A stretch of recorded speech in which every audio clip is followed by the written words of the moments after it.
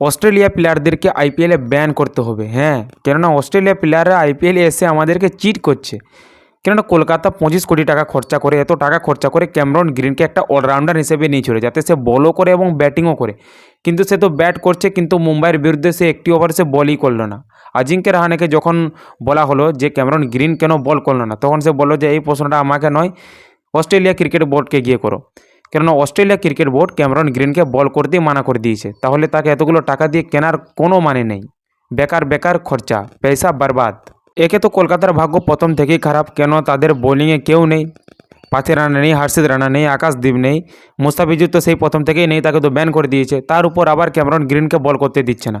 আমি গ্যারেন্টি দিয়ে বলতে পারি, যদি কলকাতা দলে পাথি রানা, হর্ষিত রানা এই সমস্ত ভালো বোলিংগুলো যদি কামব্যাক করে, তাহলে কলকাতার থেকে ভালো শক্তিশালী টিম আইপিএল এবছর আর একটাও হবে না। আর এদিকে চেন্নাই, মনে হচ্ছে চেন্নাই পুরোপুরি ধোনির উপরই ডিপেন্ড, কেননা ধোনিকে ছাড়া এরা কোনো ম্যাচই জিততে পারবে না। আর কালকে রাজস্থানের বিরুদ্ধে এরা এত খারাপ পারফরমেন্স করে বলার বাইরে। 15 বছরের বৈভব সূর্যবংশী এদেরকে একদম এমন মার মেরেছে, এটা এরা কোনোদিনও ভুলতে পারবে না সিএসকে। বৈভব সূর্যবংশী 15 বলেই হাফ সেঞ্চুরি করে ফেলেছে, এবং তারা 13 ওভারেই এরা ম্যাচ জিতে নিয়েছে রাজস্থান। আর ম্যাচের মধ্যে রবীন্দ্র জাদেজার একটা স্যাড মোমেন্ট আমরা যেটা দেখি, এটা স্যাড, দুঃখ পাওয়ারই কথা। কেননা রবীন্দ্র জাদেজা এত বছর সিএসকেতে রয়েছিল, এত বছর সিএসকের হয়ে খেলছিল, এখন সেই দলটার বিরুদ্ধে তাকে খেলতে হচ্ছে। এটা সত্যি খুবই দুঃখের বিষয়। আর একজন আমি কেকেআরের ফ্যান হিসেবে বলছি, ক্যামেরন গ্রিনকে অস্ট্রেলিয়া পাঠিয়ে দেওয়া হোক।